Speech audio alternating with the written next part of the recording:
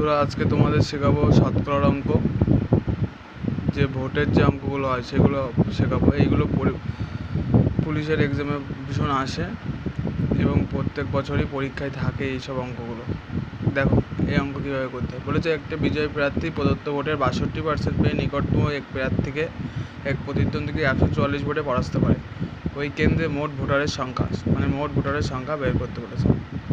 তাহলে কী করবো, মোট ভোটার মনে করো ধরো 100%, মধ্যে একজন পেয়েছে 62%, তাহলে বাদবাকি কত থাকছে বিয়োগ করো। তাহলে 2 কত হলে দেওয়া যাবে 8, হাতে মারা 38%। এবার বলেছে নিকটতম এক প্রতিদ্বন্দ্বীকে 144 ভোটে পরাস্ত করে। তাহলে এদের ডিফারেন্স কত?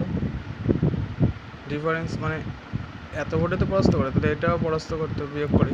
4, 24 সমান 144। তাহলে 100 সমান কত? 6।